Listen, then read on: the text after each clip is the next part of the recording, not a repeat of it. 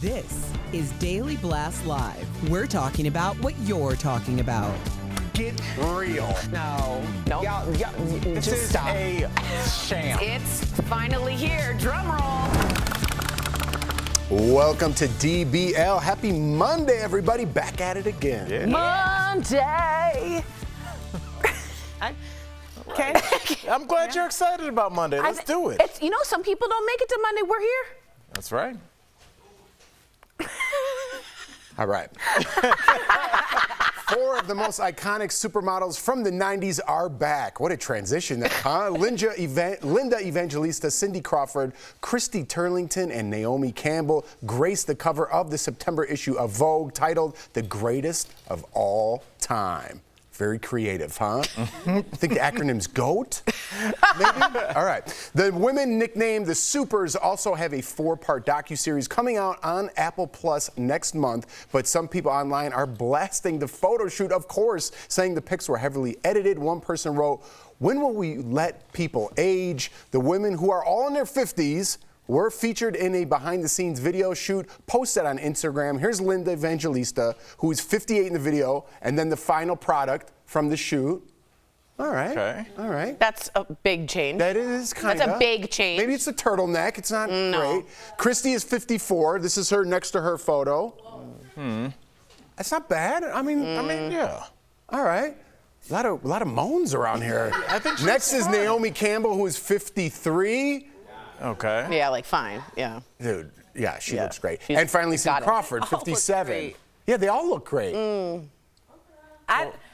Look, they look like They human look like beings they that got. have aged. They look like they had makeup on. Have you ever seen a 20-something-year-old at a bar, and the next day you're like, Yama Hama? You know what I mean? Yeah. Let me. We have 13-year-olds out here looking about 30. Yeah. So what's the problem with a 50-year-old looking about 30? Okay, here's I mean, when they were in their 20s in Vogue, they were highly edited and produced. Very true. Who cares? Let's show that picture. They have that. So these are them from earlier and then from later, I guess. These Great picture, Great detail. Great detail on This that is one. way This is before- earlier. There was a better way to say that. Before and after. And this is sometime in around now. This is soon now. Let me just say this.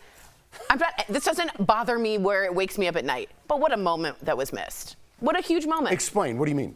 You have the oldest, the ones that came up and created the word goats. supermodel. They created supermodel, right?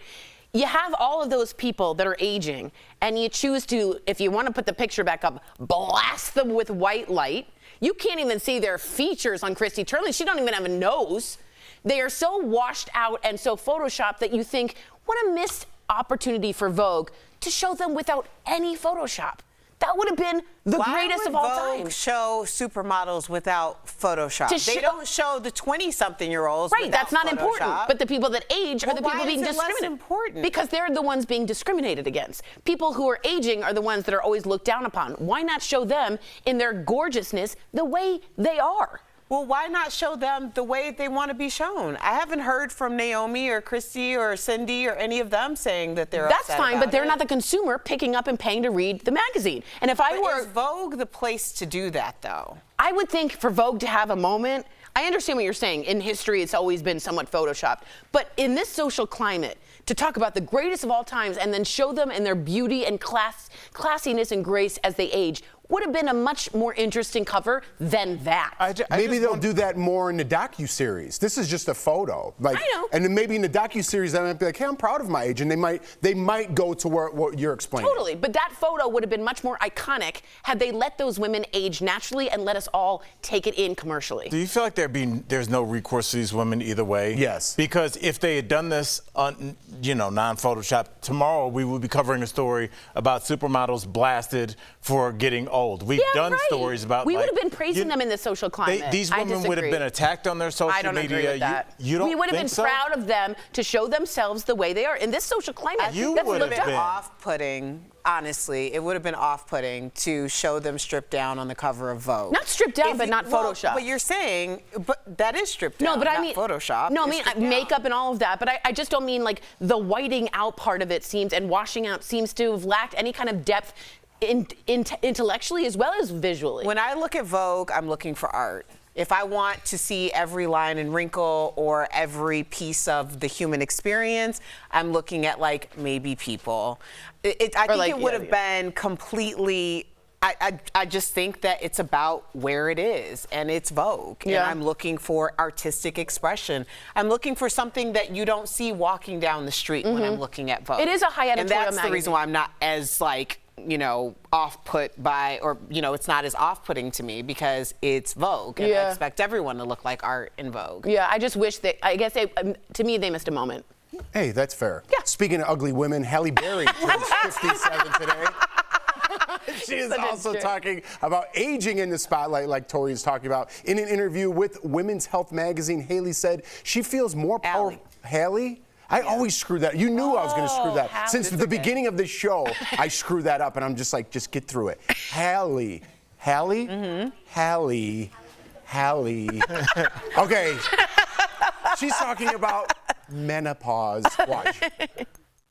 I am challenging everything I thought I knew about menopause. Like, your life is over. You are disposable. Society no longer has a place for you. You should retire. You should pack it up. I'm challenging all of those stereotypes. I have zero blanks to give anymore, right? I'm solidly in my womanhood. I'm solidly in who I am and what I have to offer and what I have to say. I finally realized it's valuable, even if no one else agrees. It's my point of view, and I have a right to have it.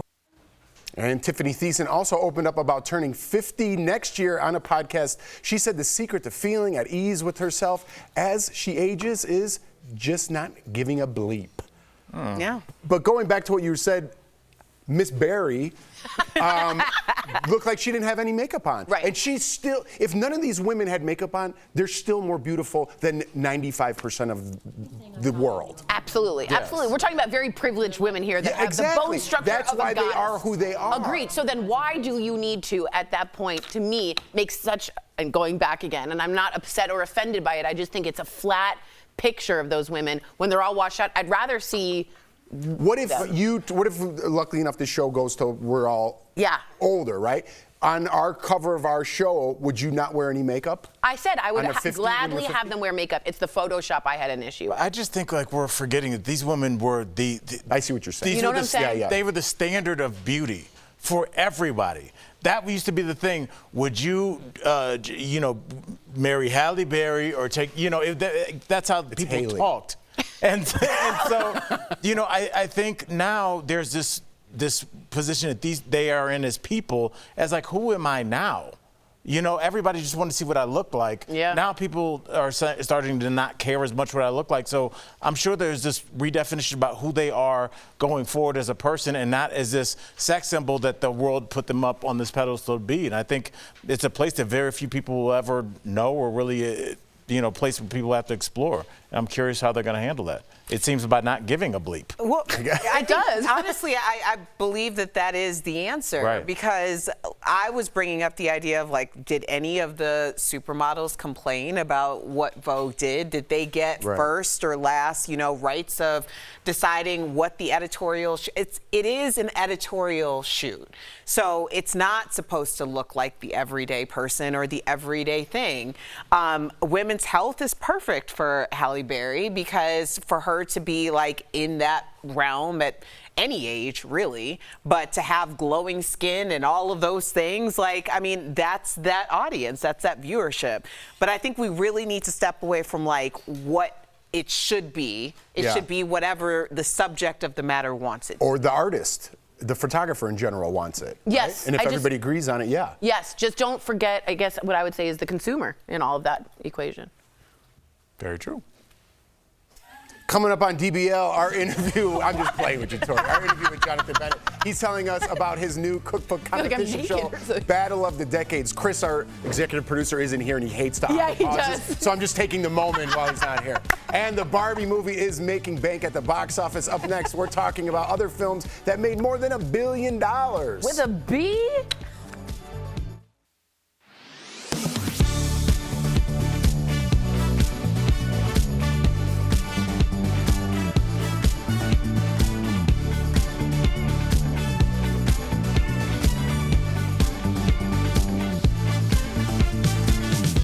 Okay, we're talking about billion-dollar movies. Okay, and number when 7 and we which were one? first talking about billion-dollar movies, what's the Series 10? first thing that you come up with?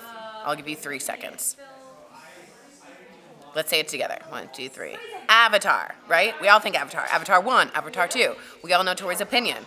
It's not a good enough movie. Oh, yeah, but does Black Panther. Black Panther's a good one. So Barbie just reached the billion-dollar mark. We're talking about other billion-dollar movies. And what I have to say to you is, if a movie makes $1 billion, as an art snob, which I admit I am, does it make you not want to see the movie? Yes. Me too. Do you know what I'm saying? It makes me not. Aladdin, No. Aladdin. It's one of Tori's favorites. Life of Pi. You'll see it. It's usually all the Marvel ones, but I was asking if it makes. Oh, Jurassic, sure. I wouldn't have even got that. I wouldn't have either. But if you see that it makes $1 billion, does it make you less likely to want to see it?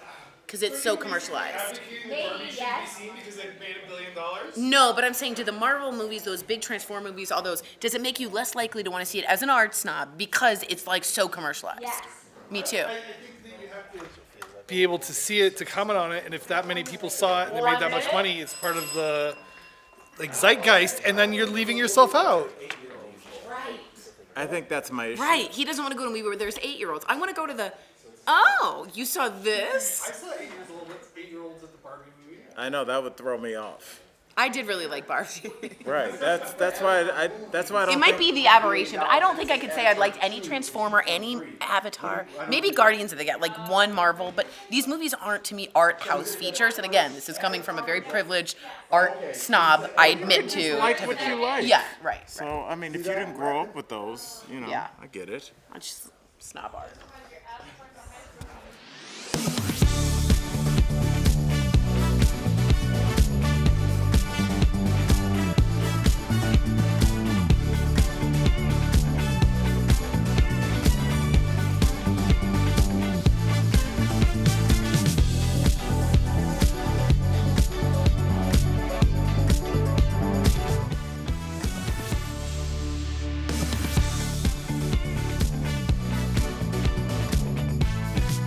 Welcome back. Barbie is now $1 million. Tori's always doing something over Sorry, there. my earring fell. Is now a $1 billion blockbuster. It's one of only 53 movies to ever make this much at the box office. So no surprise here. Avatar is the highest grossing movie of all time, making almost $3 billion. Avatar 2 came in third, making $2.3 billion. But that got us talking about some other of the 50 movies. Here they are. All right. Coming in at number 12, Top Gun Maverick was the movie of the summer last year, bringing in $1.5 billion. I did enjoy it. But topping that at number 11 is Fast and Furious 7 from the Fast and Furious franchise. It was also the last one to feature the late Paul Walker.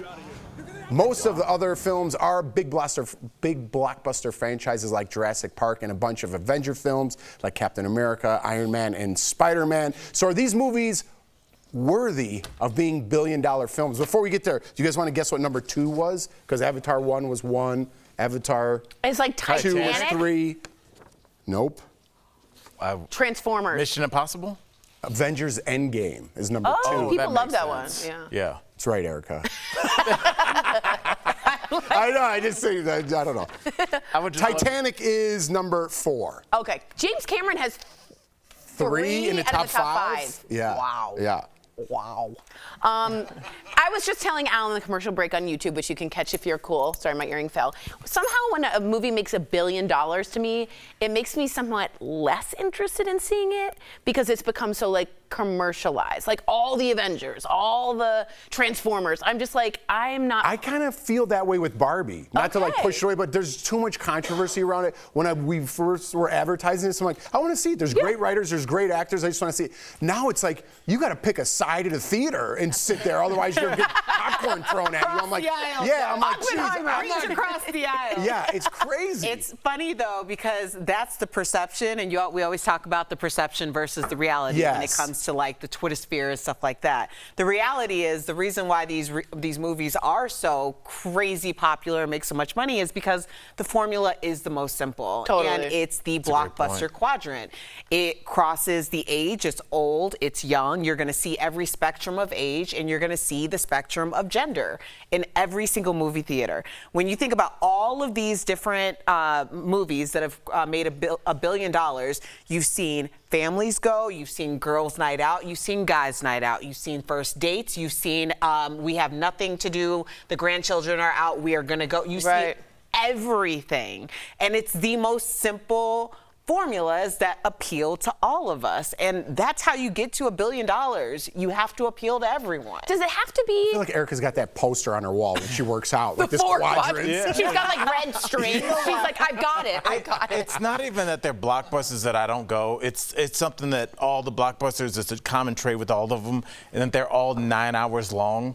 I don't have time to sit through Titanic. I don't have time to sit through. These movies are like 3.5 hours long, and I cannot But you'll crush 5 episodes of your favorite show, an hour each. Not really. You don't binge that way? I can't. No, I've never been a binger like that. I can't sit for that long and watch dinosaurs. I got it, bro. And the fifth and silent quadrant is Al hates it. That's how you know. That's how you know it's good. Who has the time? Coming up on DBL, we're talking with friend of the show, Jonathan Bennett, all about a blast from the past cooking competition he's hosting next.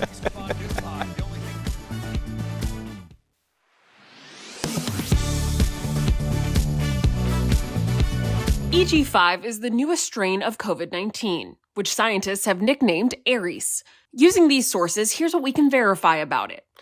According to the Centers for Disease Control and Prevention, EG5 is one of the many descendants and subvariants of the XBB lineage of Omicron. The CDC estimates Omicron variants account for 99.9% of all current COVID-19 cases. Using CDC data, we can verify that EG5 is the most prevalent strain of COVID-19 in the US right now. As of August 10th, more than 17% of current US COVID-19 cases are the EG5 strain. So, are the symptoms of EG5 the same as other recent strains of COVID-19? Short answer, yes. The World Health Organization says EG5 symptoms appear to be no more severe than other subvariants of Omicron. The American Medical Association says symptoms of Omicron subvariants typically last between 5 to 7 days and include a cough, fever, chills, fatigue, aches, sore throat, nausea, and diarrhea. But what about boosters? Will the updated vaccines coming this fall be effective against EG5? Scientists don't know yet because there's not enough research. But here's what we can verify about the new boosters. The Food and Drug Administration says the Pfizer and Moderna boosters will protect against the XBB lineage of the Omicron variant. And while EG5 is part of the XBB lineage, the vaccines were developed prior to its rise. With your Verify, I'm Ariande Till.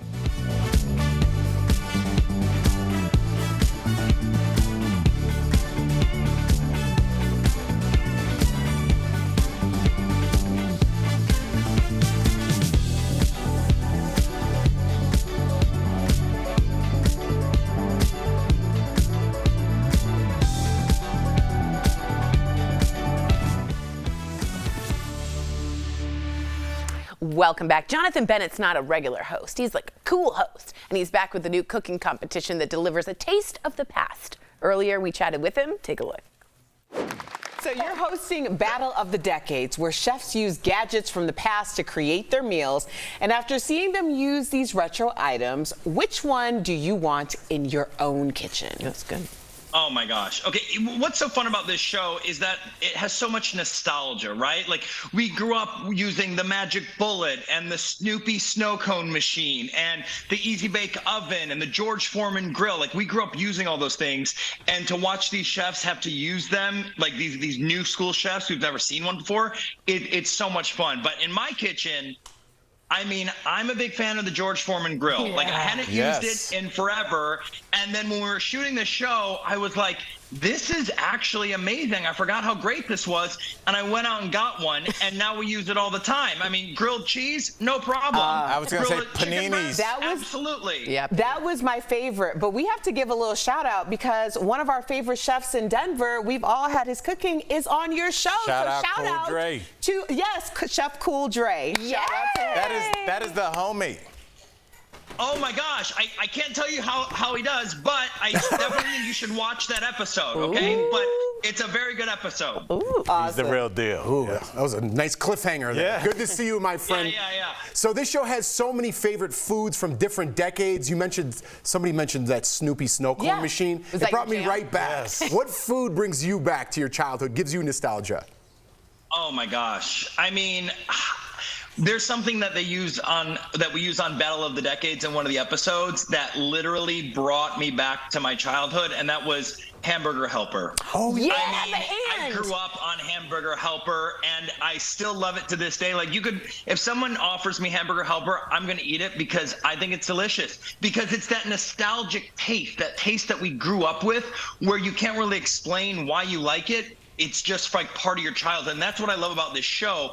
Is there's going to be these great conversations that are going to happen in living rooms across the country where parents are going to watch with their kids, and they're going to tell them about these, old school things that they used to do growing up and eating. But then the other side of the show is the viral food sensations. So the flip side is we take the new school chefs and they have to tackle the viral food sensations, whether it's the Japanese souffle pancakes or the accordion potatoes that are viral on TikTok.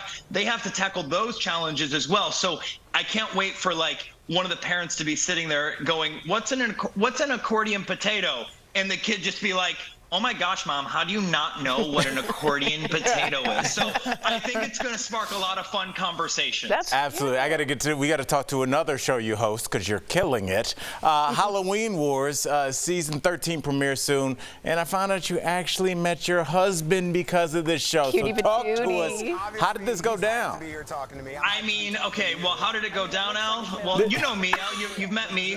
I'm very subtle. So when I see something I like, Wallflower. When I see something I like, I just go for it. I met him promoting my show on his show, Celebrity Page TV, that he was hosting. I came on to promote Halloween Wars, and we met on set. So like I literally fell in love with him the moment I met him, and I have Halloween Wars to thank for my marriage. Hey, Jonathan, what has been your favorite Halloween costume you've ever worn? I dressed up as Elphaba from Wicked. That was my favorite too for you. Because, I mean, come on.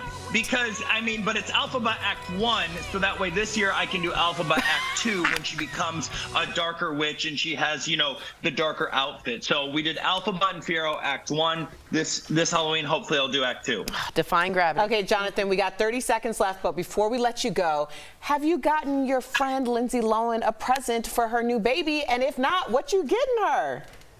I have not. I messaged her and said, congratulations. I'm so happy for her. She deserves all this love and family that she's creating. Like, she just deserves all of it. So I'm so happy for her. I don't know what I'd get the baby. I mean, maybe I'll just get a George Foreman grill, right? Because you start him off early. He can be making, grilled cheese and paninis at age 4. That's hysterical. Jonathan, thank you so much for joining us today. The whole audience on YouTube is saying this is such a genius idea, and they're having conversations about it too, about TV dinners and stuff like that. Ooh. DBL Nation, check out Battle of the Decades on August 16th, and do not miss Halloween Wars September 17th. Catch both shows, on the Food Network. Again, it is lovely to see you, my friend. You light up our entire show. We will be right back. Thanks again, Jonathan. Good luck, guys.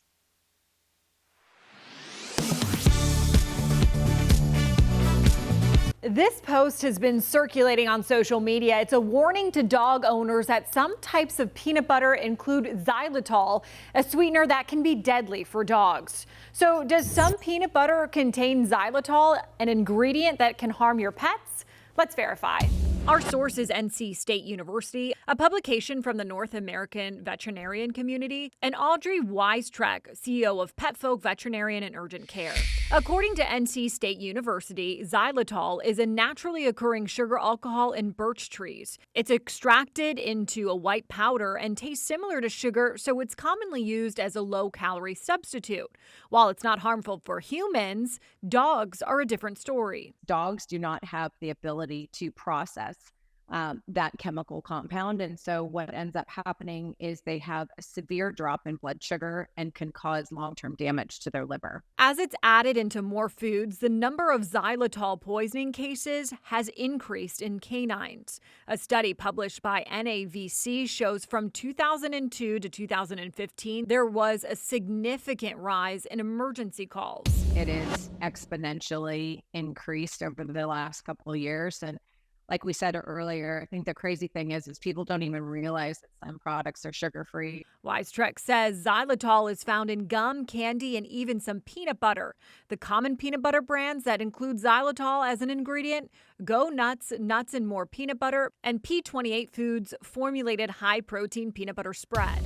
Checking the labels, and I think that the buzzword that people are going to probably see more often than not is the sugar-free. Sugar-free usually means that there's a sugar substitute. Wisecrack says, in general, regular peanut butter is safe for dogs, but check the ingredients before giving it to your pets. So we can verify that, yes, some peanut butter has xylitol in it, and that's harmful to dogs. With your Verify, I'm Megan Bragg.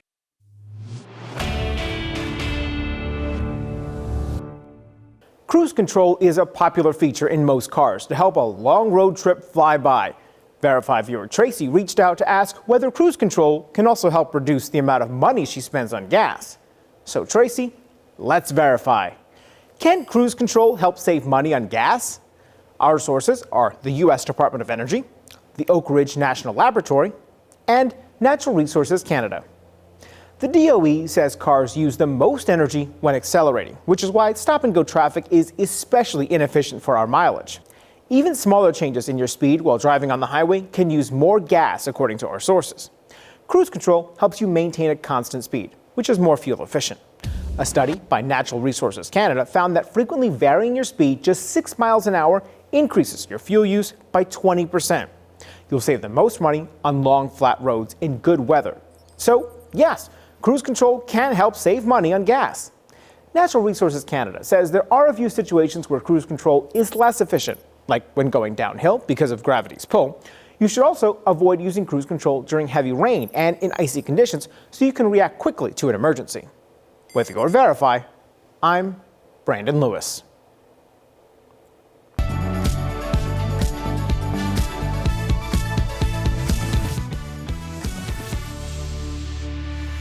Welcome back to DBL. Getting older is something we can't avoid, but it doesn't have to come with all the aches and pains many people complain about. It's time for some joint and muscle support, brought to you by Omega XL. Experts say get at least 150 minutes of moderate exercise a week, along with strength and balance exercises. This will offset the natural decline in flexibility and balance that comes with age. Omega XL has improved the lives of millions of consumers. Supported by 30 years of clinical research, Omega XL's powerful and proven benefits have transformed the lives of athletes, celebrities, and dedicated daily users. Call 800-725-2612 or visit OmegaXL.com for more information. I was just looking at this billion-dollar list. There's a lot of them surprise me. A lot of them kids movies. The Mario Brothers just came out. 15. It's number 15 on the list. What? Yeah, it was huge, crazy. bro. Chris Pratt's Mario? Bye.